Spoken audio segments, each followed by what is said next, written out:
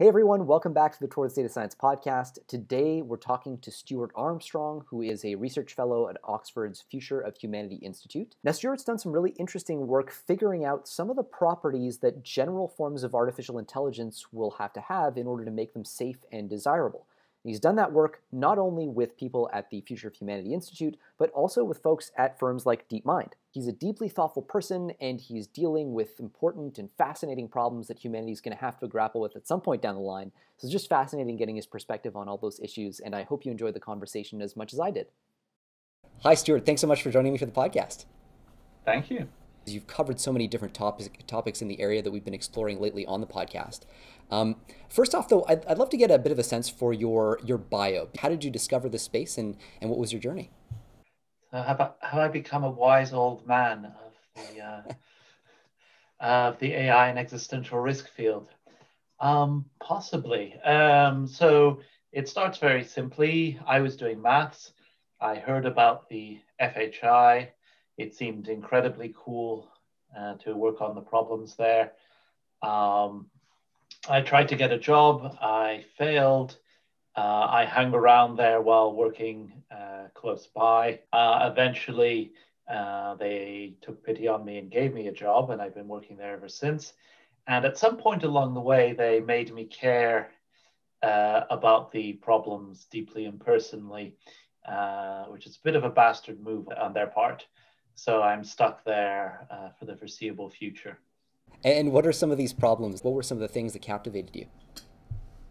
Well, a lot of the work we do is on the far-flung future of humanity, or initially was on, I think the three themes were human enhancements, the risks to humanity, the existential risks, and the positive, what are the sort of maximum potential positives for humanity.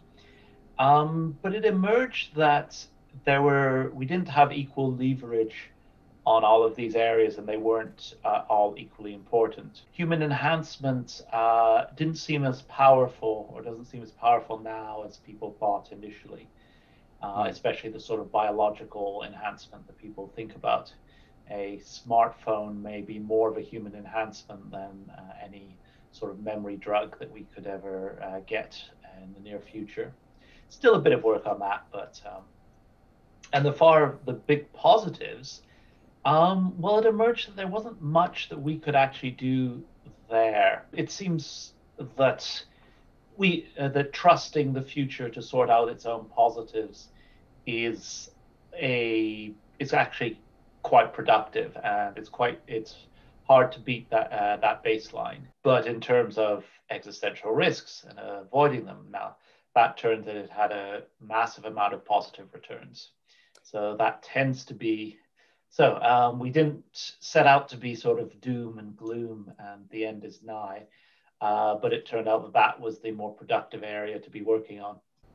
And I can imagine, because one type of argument that I've heard from a certain kind of ethical standpoint is people who will say, well, look, the far future is far. Why should we care about it? Right. And so I imagine this is something you've spent a lot of time thinking about. It's like the reasoning behind, why care deeply about the far future of humanity? Do you have any thoughts? Like, what were some of the considerations that caused you to move in that direction?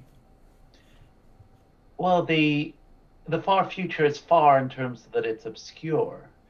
If we knew exactly what was going to happen, if we knew the names of our descendants in 200 generations and knew precisely what fate would happen to them depending on what we did, then this would be a much closer story. People are people no matter where or when they exist. Now, there's a certain part of the criticism that's less ethical and more practical, which is that our power over the future diminishes or is very small. It might be very arrogant to assume that we have great power over humanity or whatever humanity will be in 10,000 years. In that case, distance is an argument for not focusing so much. This is where existential risks come in. Mm. So we focus on existential risks in the near to mid future.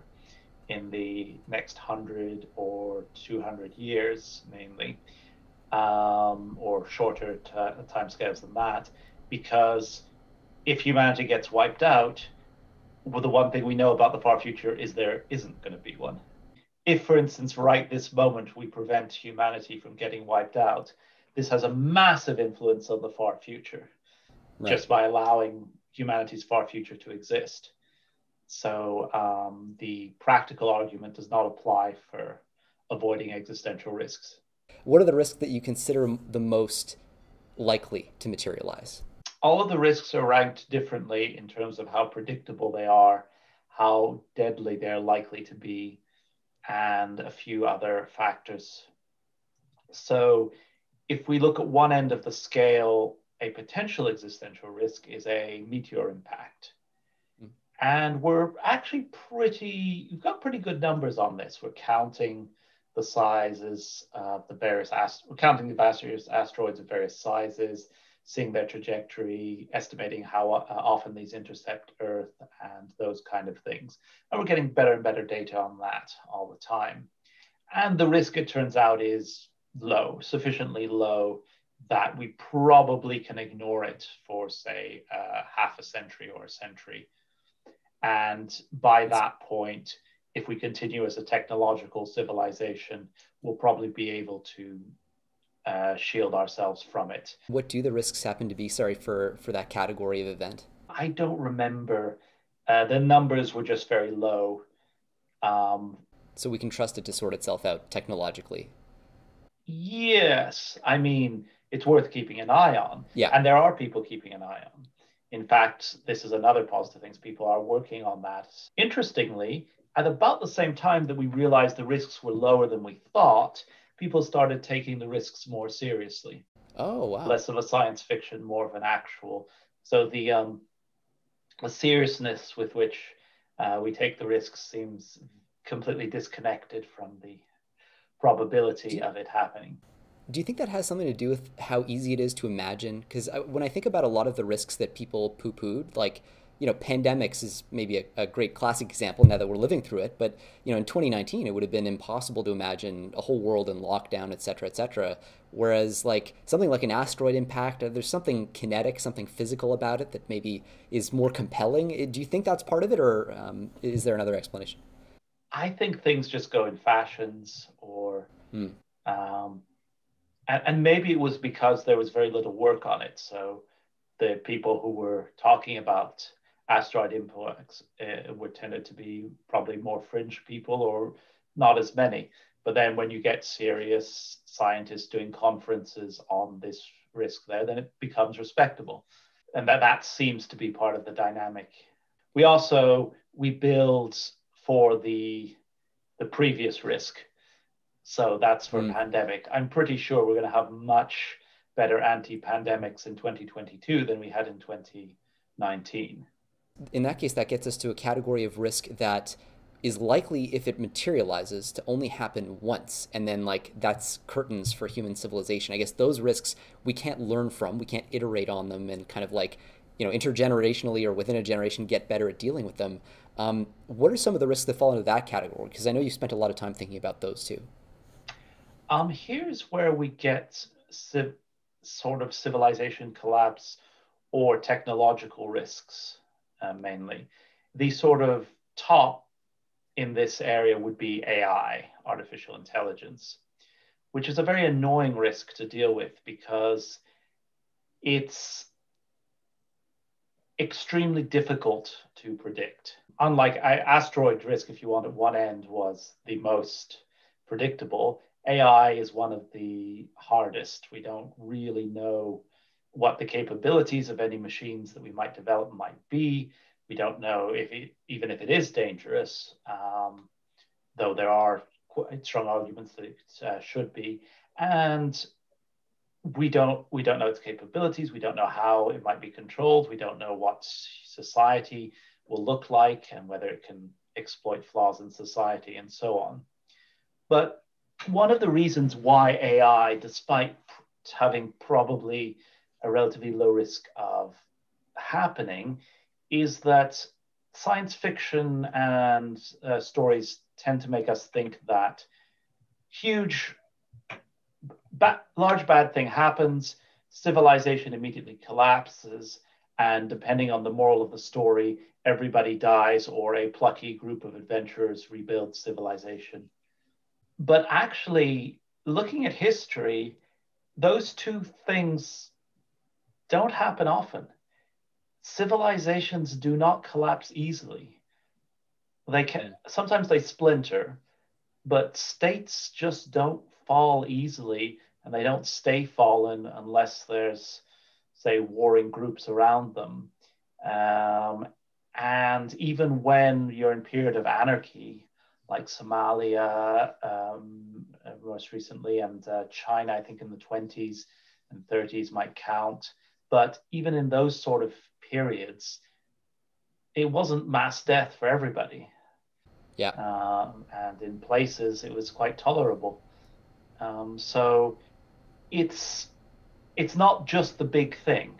A large enough asteroid might just kill everybody, but a medium-sized asteroid might throw up a lot of dust, and then there'll be huge pressure on civilization. This won't be a nice time, but it's probable that humanity would actually survive that. The risk of AI is sort of, in a sense, the reverse of it going really badly wrong is relatively low in comparison. But if it does go wrong, the risks of civilization collapse and extinction are much higher, conditional on that happening. Simply because if a powerful AI is an adversary, it's an intelligent adversary. And unlike, say, a disease which just burns itself out as time goes on, an intelligent adversary gets stronger as you get weaker. What scenario do you see unfolding on the? I imagine there are a couple of different ones, but like if you had to nutshell the AI risk scenario, what story could you tell to present it? It would be three sort of factors. The first one is that we may develop machines that are very intelligent. Don't think necessarily in terms of consciousness, because that gives a whole other debate, but very skilled at solving all problems that intellect can deal with. If we do, they may become very powerful, just in the same way that humanity is extremely powerful over the natural world compared with, say, chimps or gorillas, or pretty much any of the large mammals that mainly survive because humanity has decided to let them survive. So intelligence does seem to have strong returns to power. And finally, so if we create these machines, if they're very intelligent and very powerful, the world will start to resemble what they put high in their goal ordering, if they have a goal ordering, which for various reasons, it's quite likely that they would. And then the final piece of it is really hard to design a goal in which humanity survives well. Here you're referring, I assume, to the alignment problem. Like, what is it that makes the alignment hard in your opinion? The problem with the alignment problem is that almost any goal you can think of is something that if the AI could wipe out humanity and take control of everything easily, it would do with its goal. This is sort of the more exuberant sci-fi scenario. But if you have a money maximizer that you might want to run a corporation, then extinguishing the human race and taking over whatever institutions remain in order to give itself arbitrarily large amounts of money is something that it would do. It's kind of obvious because we've seen corporations, if not restrained, tending towards that direction. So you'd want to put more goals or safety goals to make it compatible with human flourishing and survival. But even these goals are problematic, depending, like if you want them to keep humanity safe, then it may intern us in concrete bunkers on feed drips to keep us safe, and maybe with heroin to keep us happy, if it's safe and happy. The So if we give it a goal like keep humanity safe and happy, and we don't explain in code properly what we mean by this, these are the sorts of outcomes that would rank high in its preference ordering.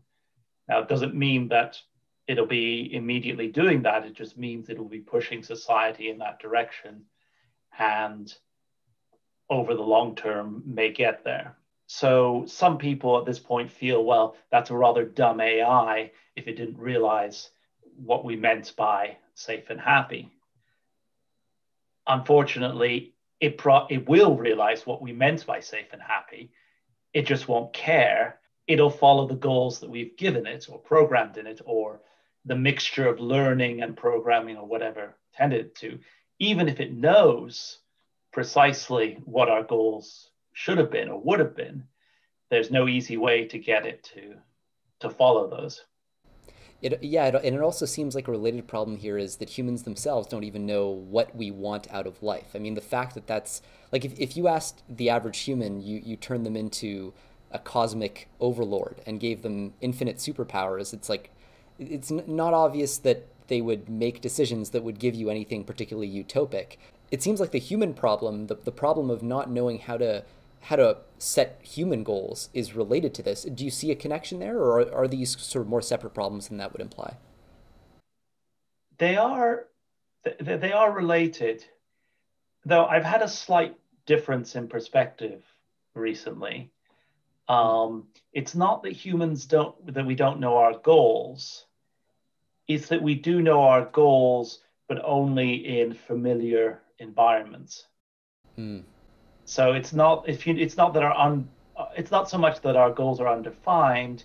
It's our goals are very clear, but undefined or underdefined concepts. One example that you could think of is suppose you took ancient Greeks and they had perfected some mechanical AI, and amongst the goals that they wanted it to preserve was preserve honor, for example, concepts of honor.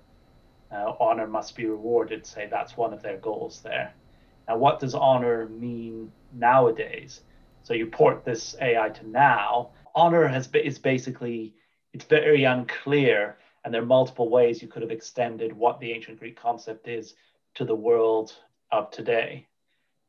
So that's the way that I'm sort of thinking of this. We might have our concept of happiness or flourishing or good life or equality or pretty much anything. And in all the possible spaces that the AI could push the future into, most of these spaces, these concepts, we don't know what they mean and we don't know how to extend them. So it's not so much a question of getting the definition right as in getting the definition in a way that can be extended to new situations. So it's more about defining a process than a value. I think so. It's a bit of a nuance. I mean, you could say that the process is defining exactly what it is or something like that. But I think this way of looking at it might be more useful.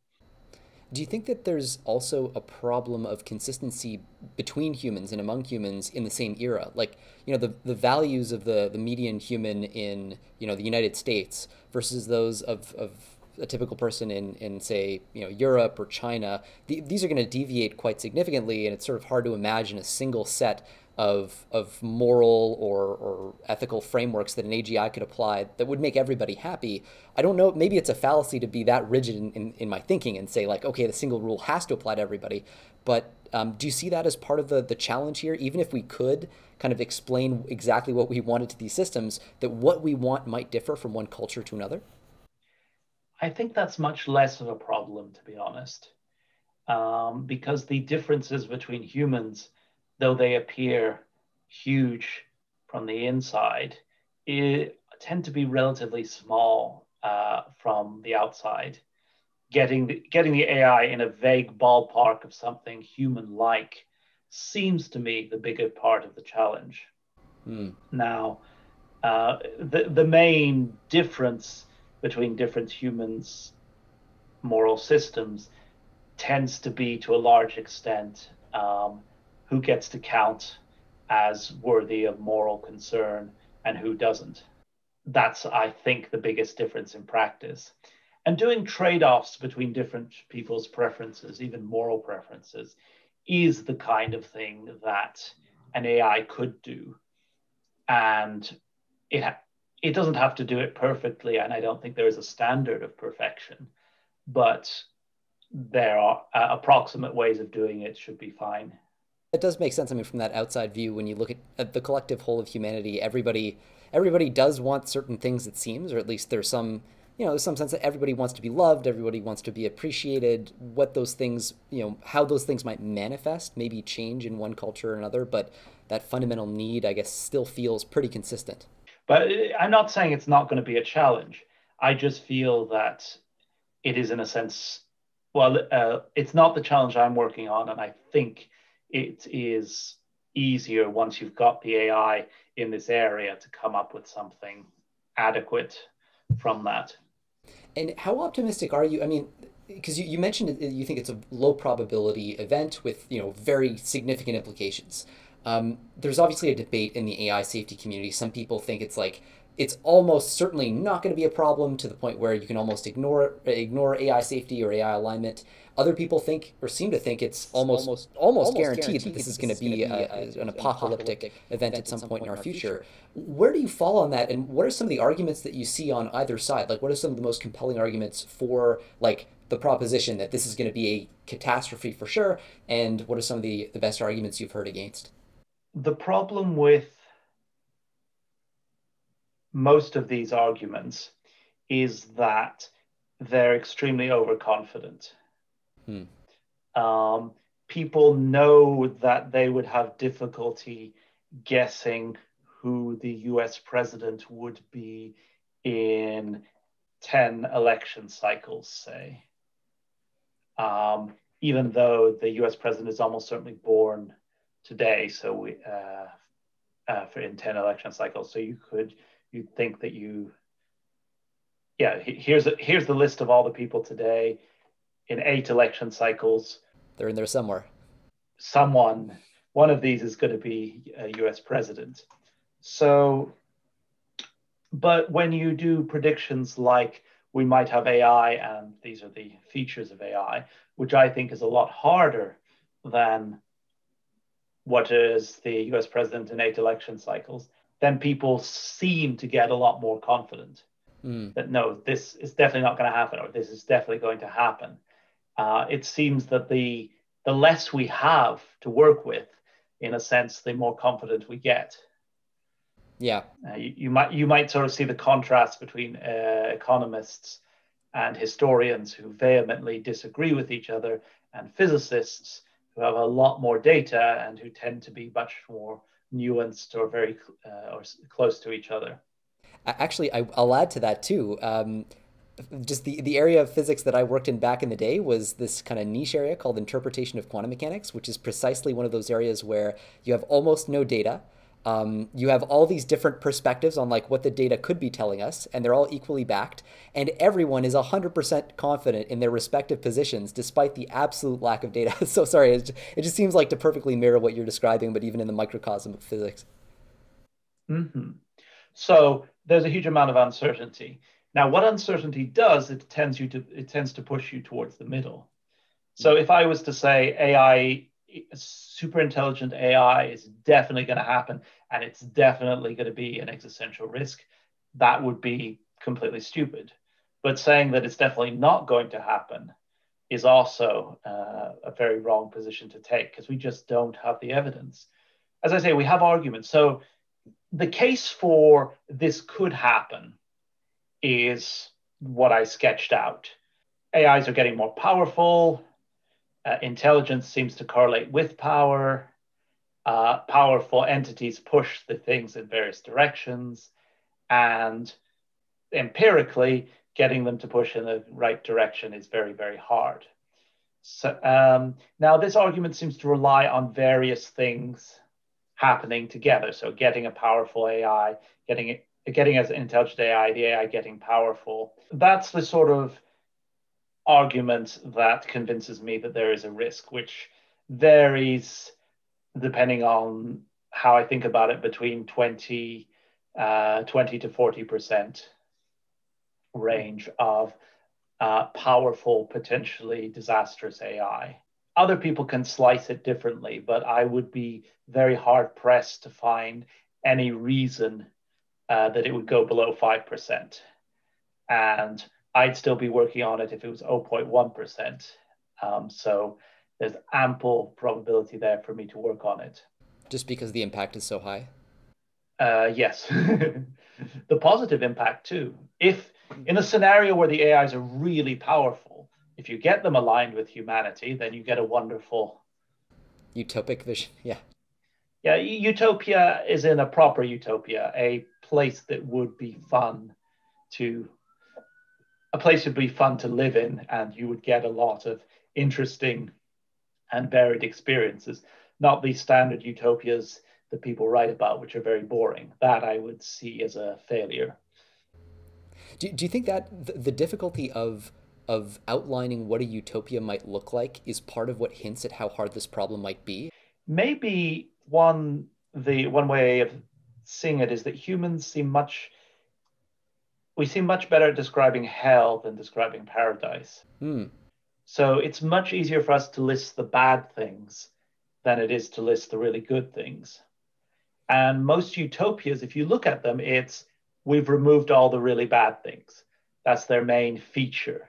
Yeah. There's no sort of torture, war, famine, all those sort of things in utopias. But then once they've removed the bad things and then they need to move on to actually putting in the good things, then it gets we get a lot more lost. But yes, I think it is related. Typically, the arguments in favor are looking at the details. This is an AI, intelligence, power, all those sort of things, considering the scenarios that could happen.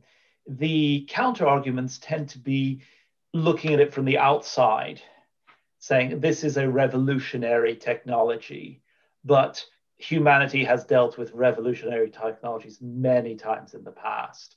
We have adapted, we've adjusted, we've integrated it into society, we've taken precautions, especially after and we've always had a sort of maybe a small problems that we can then build into bigger ones. People are working on this problem, and so problems where people work on a lot tend to get solved. So from the so-called outside view, you could say that we'll probably manage AI because we've managed every other technology or every other challenge in its similar category. And I think there is a lot of weight to that.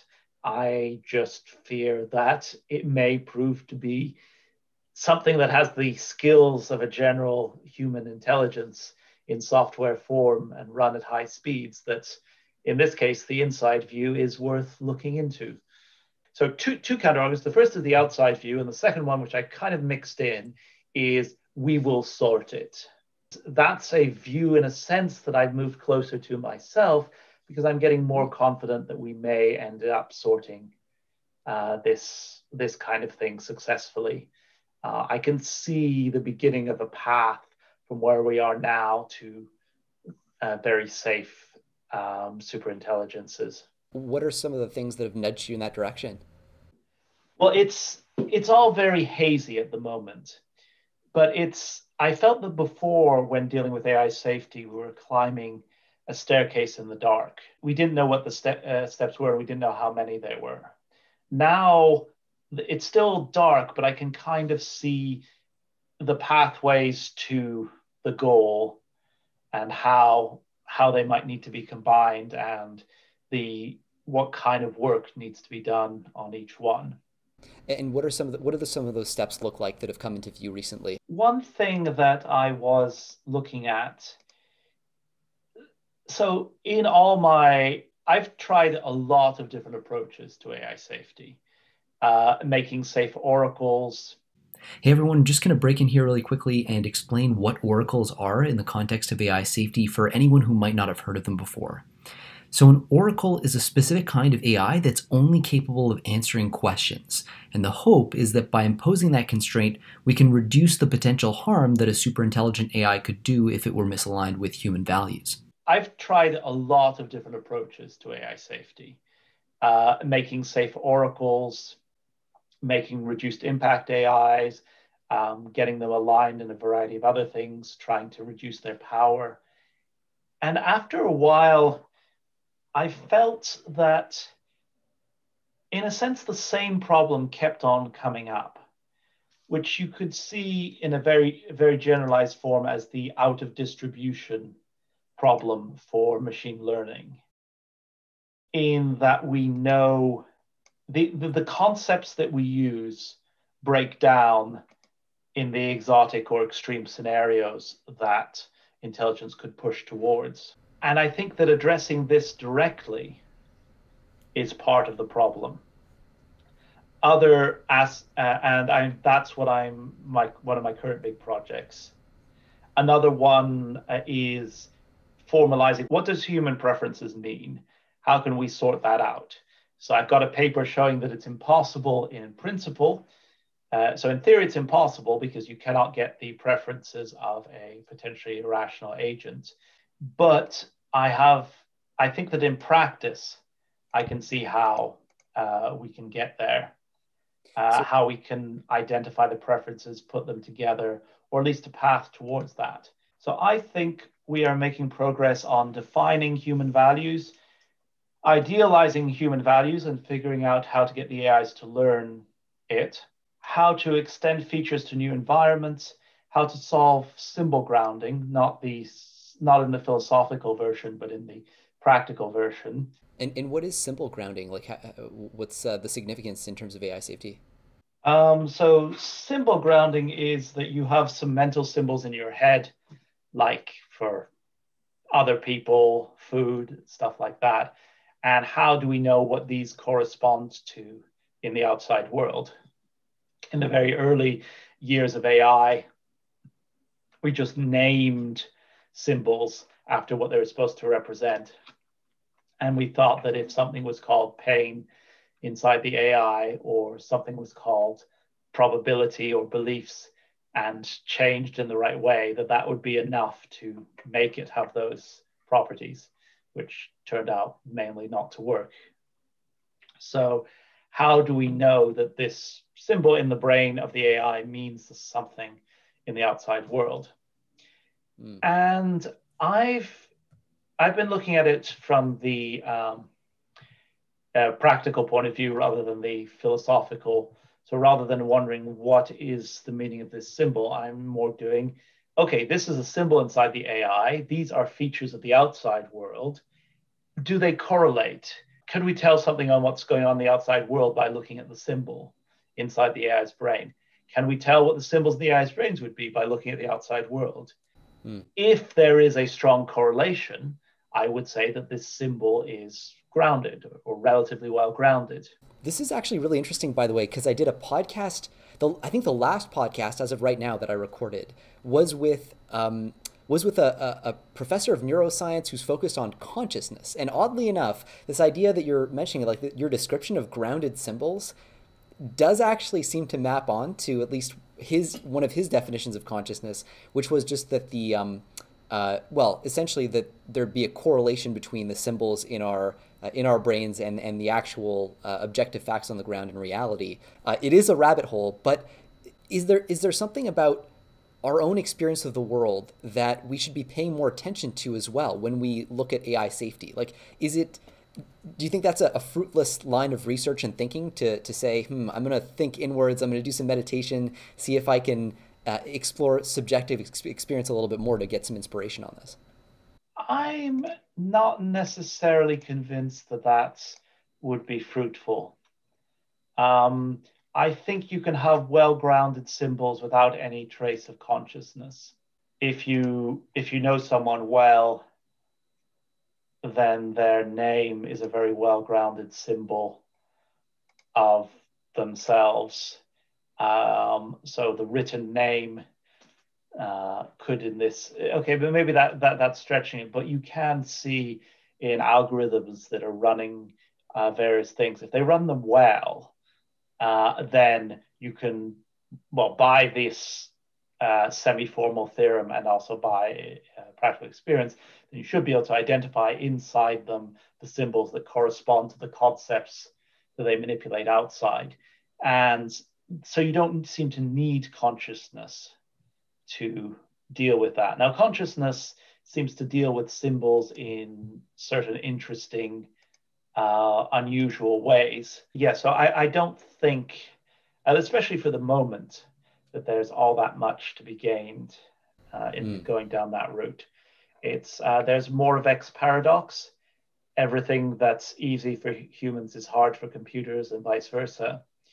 What this really means is that our conscious mind and thoughts are on top of great unconscious processing things created by evolution. So the things we can do instinctively are not the things that we could best explain to a computer, because it's the things that we don't necessarily understand well.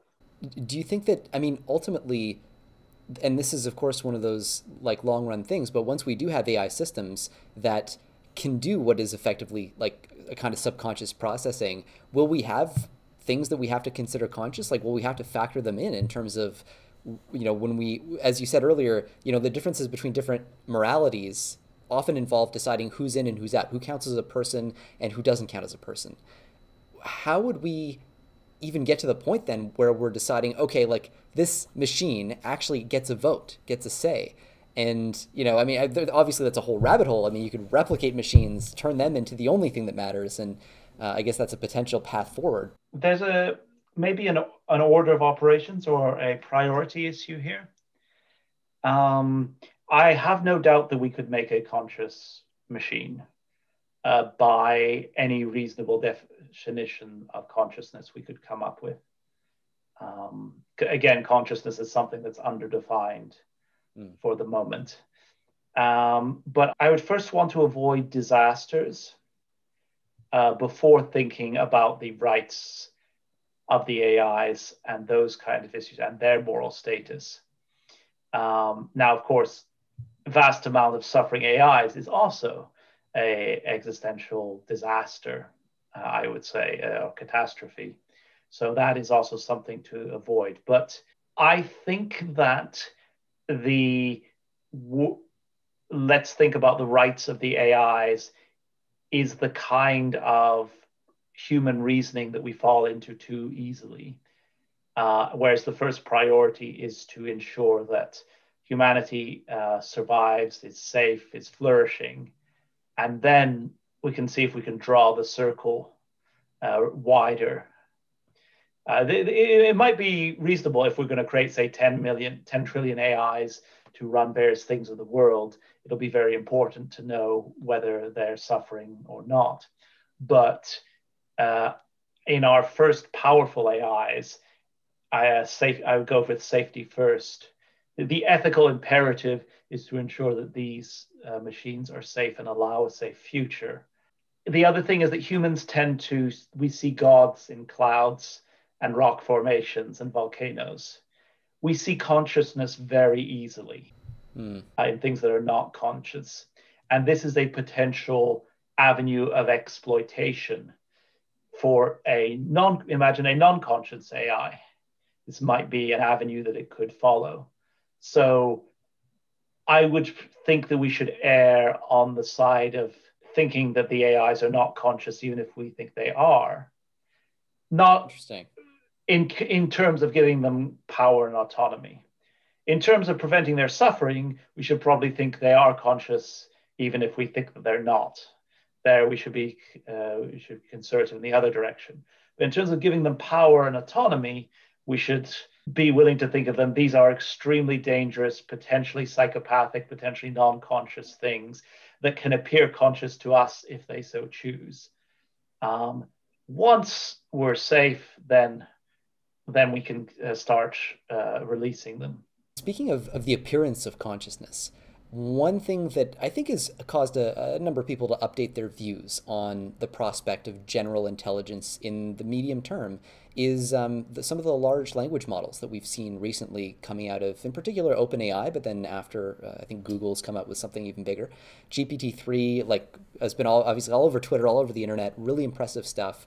How has that affected your view on timelines? I mean, are you finding yourself shifting towards thinking that AGI will be hit sooner as you see more progress, or is the progress we've seen in the last few years sort of in line with what you might have expected, say, I don't know, in 2015 or 2012, let's say right after deep learning became a thing? I'm now going to speculate. What I've said before, though it's not uncontroversial, is at least shared widely amongst a lot of intelligent people. So is a mini consensus, at least in some areas.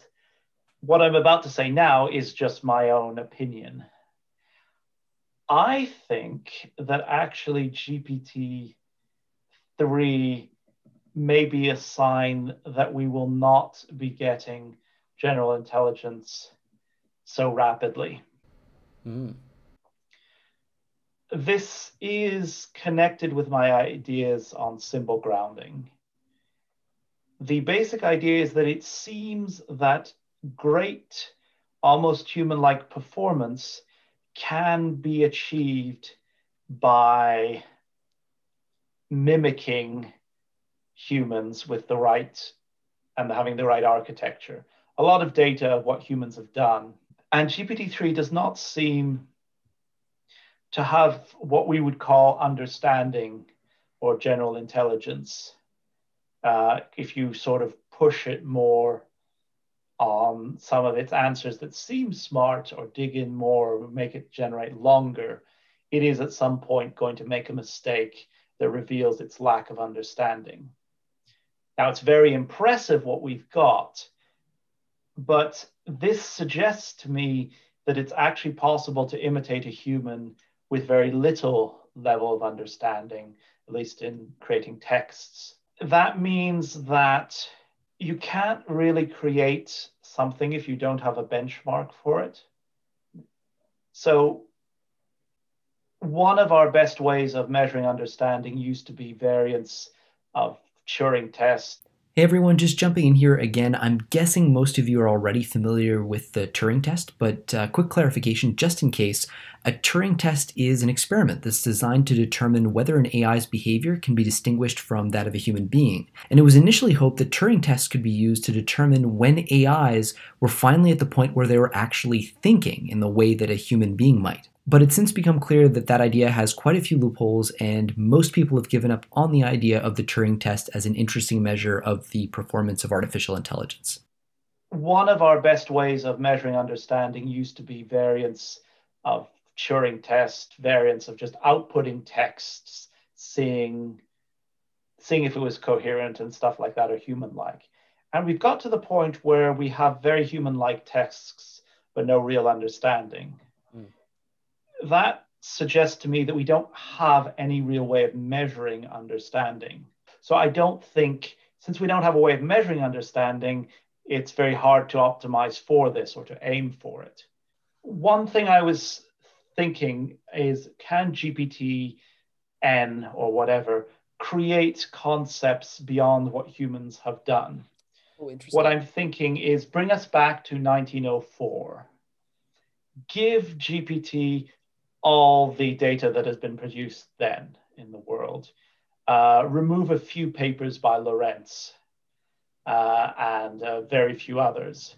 Now, will it be able to create special and general relativity from this data?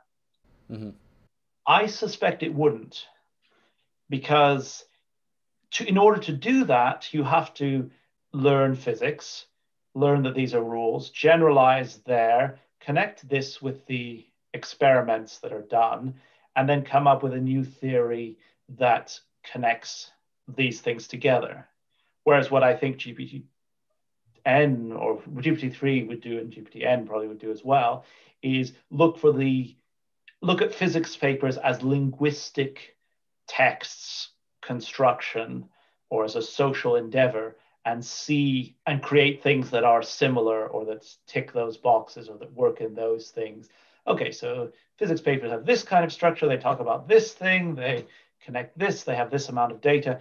And so I think that is, I think, a lot easier than learning physics of the universe from just the linguistics of papers.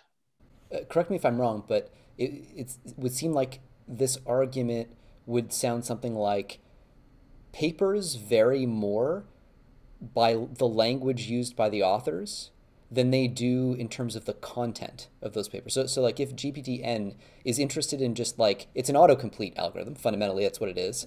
If it's interested in doing the best job it possibly can at predicting the words that are going to be used, like focusing on the language rather than logic becomes a higher priority. Well, it's more, there's two ways you could build a physics paper. There's lots of ways you could build a physics paper, but let's just focus on two. The first one is read it, understand all the concepts, generate your entire model of physics, figure out something new from these concepts, write out these concepts, share with a social understanding of what the sharing means. The other route is to, from the various texts, pattern spotting from the texts and extend from that. Now, if it is possible to create a good physics or physics-y paper by pattern spotting, then that is what GPT-3 will do. There's no point in building an overly complicated model when you can do it with a simple model. So what you need is a test that reliably distinguishes between the two approaches. What is the thing that right that shows that yes, you did have to understand physics and not just write stuff that said you understand physics, but in order to achieve this. So the fact that it seems that just generalizing from text can get you so far suggests to me that that actually getting a deep understanding is harder, because it's going to be harder to distinguish between those two. Well, what I used to tell people about 5 years ago was that my 80% confidence interval is 5 to 100 years for strong forms of AI. I think it has been accelerating. So I would say that my 90% confidence interval would now be 5 to 70 years, let's say. I'm more confident, and I've narrowed for human comparable general intelligence. And when that happens, you think something like 20 to 40% odds that it goes like horribly, horribly wrong, something like that? The one thing that I'm having trouble modeling is the effect of human intervention. And as I say, I'm getting more confident that human intervention will work. So it would be something like, let's say, a third of a chance that it goes horribly wrong if done naively. Those timelines obviously are a really important factor, I think, for a lot of people. Like when I've been talking to people on the podcast about their views on AI safety, what we should be focusing on, inevitably timelines do come up. Obviously that interval is pretty broad, but do you have any reasons to think that it might not happen ever? Like, is it possible that AGI is just like something that we're never going to be able to achieve or figure out? I mean, barring in all these situations, I'm excluding human extinction or a sharp damage to human civilization. Right. But that's one way that we might never get that. We know that we know that human-like intelligences are possible because we're here. Mm-hmm. So evolution can produce human-like intelligences over billions of years. Humans and biologists especially are really quite good at co-opting natural processes. So even if we don't have the sort of technological roots to AI, sort of the hard tech, we might have the biotech thing where we re-engineer brains or brain-like things. And then there's the brute force approaches of whole brain emulations. The idea of running a artificial brain a copy of a brain forward according to the laws of physics. Hmm. These approaches could work without needing to have a great understanding of intelligence, of consciousness, of thinking. It would, now you'd have to be very, and especially since we're talking about skills, not about consciousness or certain attributes. So evolution has produced the ability to solve certain problems and to have certain skills. So it can be done. Mm-hmm. We can improve ourselves, and we can improve our children, and we can improve our machines in different ways, and we can co-opt technology to solve categories of problems ourselves. So I do not think that it is very likely that AI would turn out to be impossible on one of the multiple routes that lead there. Let's give it a 3% chance. Don't hold me to it. This is the first time I've sort of seriously, I think, put an estimate on this. And it is a bit higher than I thought. I had neglected to include the fact that we don't see any life in the entire universe. So life may have been, evolution of us may have been an incredible fluke. But yeah, let's go for around 3% as my current estimate for AI being, in the terms of general intelligence of human comparable skill set, being impossible. Well, and that observation that we are alone in the universe, this is something that I've seen you and I think Andrew Sandberg and a couple of other people at the Future of Humanity Institute tie into their thinking on AI. I'd love to hear your thoughts on how you see those two being connected. Like, what is it that, is there anything that you think we can glean from the fact that we're alone in the universe, or we appear to be, that informs like how you think about AI risk?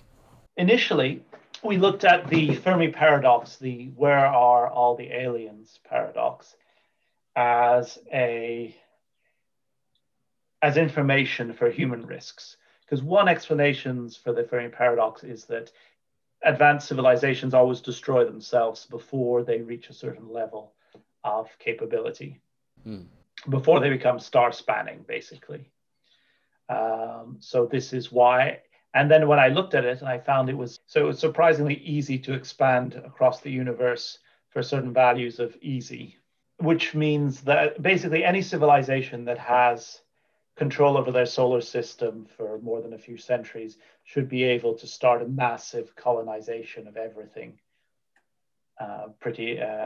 So this made the Fermi paradox a lot worse, because any civilization could have reached us, and nearby civilizations from nearby galaxies could also have reached us, especially when you consider that the Earth is actually quite a latecomer amongst Earth-like planets. There are a lot of Earth-like planets that existed long before us, so there's more time. AI is an exception to this. AI is the existential risk that makes expansion throughout the universe easier rather than harder. First of all, because it's a lot easier to expand if you're an AI than if you're a biological species. Mm-hmm. And second of all, because the type of misbehavior that would cause an AI to cause a disaster for humanity, the sort of unconstrained goal function, is also exactly or almost exactly the same sort that would cause it to want to expand as much as possible. So unlike other disasters, AI would leave a trace in the universe. Right. But after a while, and after looking at various factors, it seems that the most likely explanation is just that advanced intelligent life is hard. Just that hard. So in other words, like there may be that many planets out there, that many galaxies, but the probability of getting life to emerge is just so low that even with that number, we see n equals 1? Yes. So I'm looking up the Drake equation, where this is an estimate. This is the estimate for why there should be a lot of alien lives all over the place. Again, just dropping in here, if you haven't heard of the Drake equation, it's worth reading about. Essentially, it's an equation designed to calculate the number of detectable alien civilizations that we should be able to see in the universe by multiplying together a whole bunch of factors, like the number of planets in the universe, the fraction of those planets that could support life, and other parameters that Stuart is going to describe in just a minute. And for pretty obvious reasons, it's become the focal point for most discussions about the Fermi paradox. I'm looking up the Drake equation, where this is an estimate. This is the estimate for why there should be a lot of alien life all over the place. And so there's the average rate of star formation times the fraction of those stars that have planets, the average number of planets that can potentially support life, the fraction of planets that could support life that actually do develop life, the fraction of planets with life that actually go on to develop intelligent life, the fraction of civilization that develop a technology that releases detectable signs of their existence into space, times the length of time that this happens. Now, what my work with Anders and others have helped as well, is that one of the terms, the FC, the fraction of civilization that develop a technology that releases detectable signs of their existence into space, this is high because expanding is so easy in physical form if need be. We also have we have decent estimates on the rate of star formation, and we now have better estimates on the fraction of stars that have planets. Actually, there's a lot of planets out there, more than maybe we initially thought. So it feels, therefore, if we put our best guess for each of these, we get something absolutely huge.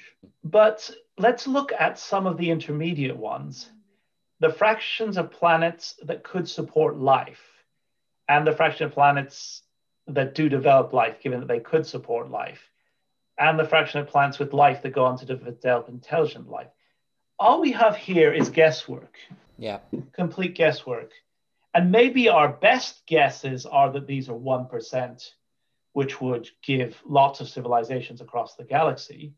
But it's not unreasonable to think that it's 1 in a trillion. Mm-hmm. That's also possible. Maybe say there are, because 1 in a trillion is 4 1 in 1,000 chances, one after the other. So that life had to go through 4 1 in 1,000 chances to get where we are, or to compare with where we are, does not sound all that unlikely. And there you get a 1 in a trillion chance. And there we start not seeing life around. Oh, is that roughly what it would take, like about 1 in a trillion in order for us to be alone at that stage? Something like that. The numbers of galaxies that can reach us, I think, are in the billions. I have the numbers somewhere, but it's billions to trillions ranges. So yeah, that's the thing. So our best estimate of this may be 1%, but 1 in a trillion is not too unlikely. 1 in a quadrillion is not too unlikely either. So if we update on the fact that we don't see any of this life, then the fact that these hypotheses of very rare life increase. Now, I have various arguments based on convergent evolution that between, say, a basic nervous system and dolphin-style intelligence, these are relatively easy to do. So I think that the obstacles lie before or after that. Like the first cell or something? My guess would be before. Personally, I think, informally, first cell, mitochondria, very odd things when you think about it, central nervous system, and possibly oxygen. Oxygen? Well, if you think about it, oxygen is a waste product of plants' life. Mm-hmm. It is a waste product that is at a higher energy level than CO2, than carbon dioxide, which is what the plants take in. So it seems surprising that at the level of the entire planet, you have this so energetically useful waste product, and and this powers all of animal life. Oxygen tends to react quite a bit, which is why I think for the first period when oxygen was accumulating from the what are those oxygen bacteria? They have a formal name. Chlorophyll, or was it chlorophyll? Anyway, possibly. But for a long time, my understanding is there was no oxygen in the atmosphere because it reacted with iron and formed rust. And only when most of the iron had already been reacted did the atmosphere start filling up. So oxygen is quite reactive. So it is unusual for it to be free floating in an atmosphere. So if that is the case, if it really is the case that life is so exceedingly rare that we find ourselves genuinely alone in the universe, like does that affect the way that you think about the universe? And I don't want to say its purpose, but I mean it seems like something very weird is going on. Maybe it isn't, but does this change your perspective or update your perspective on, I don't know what this might be. I mean, is this like a cosmic experiment of some kind? Is something very, very strange going on? Or is this just all, it's an illusion that we're so special? I mean, there might be pockets of universe that we can't contact or whatever, and the same experiment's running maybe trillions of times over. And so, unsurprisingly, we appear in one. Like, I don't know, how are you thinking about those possibilities? I mean, if the universe is big enough, we're going to find anything somewhere. Yeah, so it does cause me to rethink some of the meaning of the universe and of the future. It makes sort of the doom of humanity worse in a sense. That there's great beauty in the cosmos, there's great interests, there's so much to learn and so much to know, so much possible art and meaning to construct. But that if humanity doesn't make it, or if a descendant of humanity that has some moral and aesthetic worth doesn't survive, then this will be the vast emptiness between the stars and the emptiness of the stars, and nothing to appreciate this, nothing to connect with it, nothing to give it meaning. So you mentioned the idea of our descendants, and if human-like or human-descended peoples aren't around, then we've lost something really valuable and important. I guess our descendants could be very different from us. I mean, in general, I expect that they will be either biologically, just because like over long periods of time humans will evolve into something different, or because we'll be augmented in different mechanical or sort of software powered ways, or other ways. Does this affect the empathy that you have for those future versions of ourselves? I mean, like, do you feel a connectedness with the idea of like humanity down the road if it's going to be that different from us now? I'd say that every single alien species that ever is portrayed in science fiction, with very few exceptions, is not too far from the circle of humanity. Every single Star Trek species is a slightly modified human, both because they look like that because they're actors, obviously, but also in the way they behave. It's not much difference, but there could be very alien minds out there. I'm not thinking actual aliens, I'm thinking different from us, like minds that might think that the most interesting thing that they can do is to put one block on top of another block and then take it away and then put it back up and then take it away and do that forever. Now, this kind of mind, maybe it feels no pleasure, experiences no pain. It might be intelligence, possibly, but this is all that it sees. These kind of minds, I would not, there's nothing wrong with their existence per se, but I do not think that if humanity was replaced by minds of that nature, that this would be, I'd say that this is an existential disaster, that we have failed. And I guess that's kind of what I'm getting at in a certain sense. Like there are, um, by some definitions, you could imagine people saying, well, like whatever, whatever AI takes over, if it ends up being a disaster, as long as that AI is continues to exist in some form down the road, like we created it, it's a continuation of humanity, and therefore, like, kind of adopt almost a fatalistic attitude towards the whole thing. Whereas it sounds like there's sort of a list of maybe requirements that we might want from any kind of system like that that'll propagate into the future for us to be able to, I almost want to say, empathize with it now, care about, like, be satisfied that that is the relic of human existence that propagates through time. Do you have any thoughts about what those requirements might be? Well, I have been working a bit on that.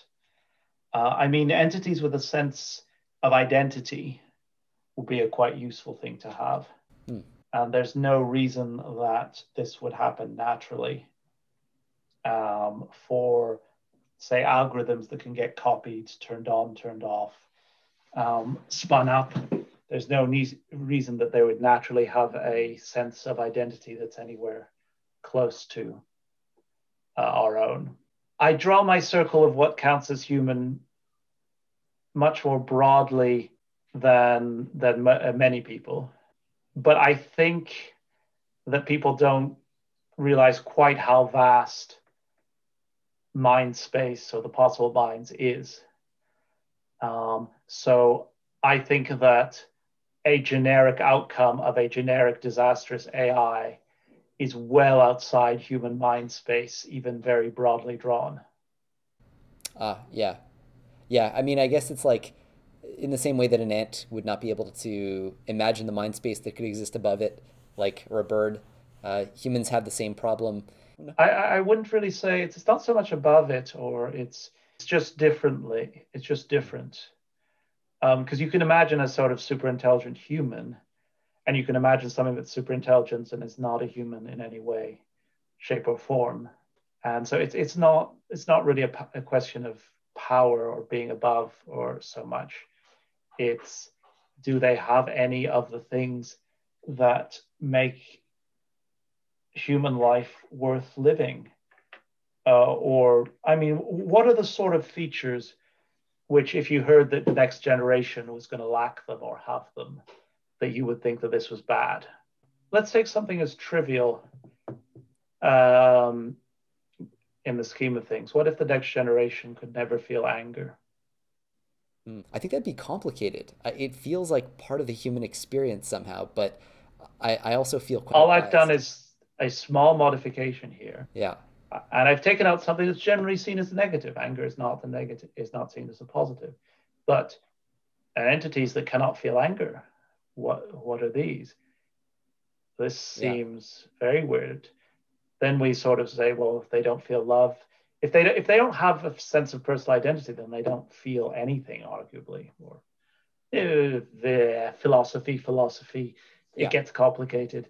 But these are things that are not very far from us in mind space.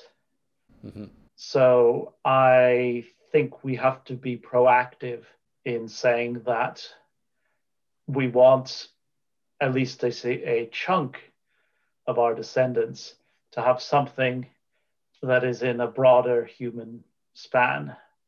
You could almost, I guess, make up a list of desiderata for what would count as, like, valid human propagation through time. I'm just glad I'm not making the list. I want to add that I tend to focus on the super intelligent AI scenario, mostly because methods of alignment or control that work for super intelligent AIs, most of them, not all of them, but most of them would also work for much more limited entities. So I don't necessarily think that they're the most likely outcome. So you said AI overloads, and I say that also informally, but I focus on that, but I don't think that's necessarily going to happen. But it's the most useful one to work on, because if you solve that, most of the time you solve the whole of the problem. Actually, like, looking at humanity through the same lens also seems kind of at least interesting. Like, is there a way? Do you buy the argument that, like, humanity itself, on the whole, like all 7 billion of us, are kind of like a misaligned superintelligence with respect to any individual person. Like it kind of seems like the decisions we make, the international rivalries that we enter that are deleterious to our individual well-being so often. Like is that an alignment problem? Is that in the same category or is that a different thing? I think it's a useful analogy as long as we don't push it too far. Hmm. Like a corporation can be seen as, in some ways, a superintelligence, but a one that's far, far easier to control Yeah. than a genuine superintelligent must be. Because even though there's a whole system, it is populated by humans, and these put a limit onto how the ways it misbehaves, the ways it can misbehave without getting caught, and that kind of stuff. Yeah, I agree with it as an analogy, as long as it's not pushed too far. Stuart, thanks so much. I really enjoyed the conversation. Do you have a link of like a personal website you'd like to share if people want to follow your research a little bit more closely? I have a bunch of links on Less Wrong that meander across many areas there. I had a personal website, but it's long defunct. So yeah, Okay, well, look at the Future of Humanity Institute and look at Less Wrong. perfect. I'll include some of those links in the blog post that'll come with the podcast. And Stuart, thanks so much for making the time. Cool. Thank you.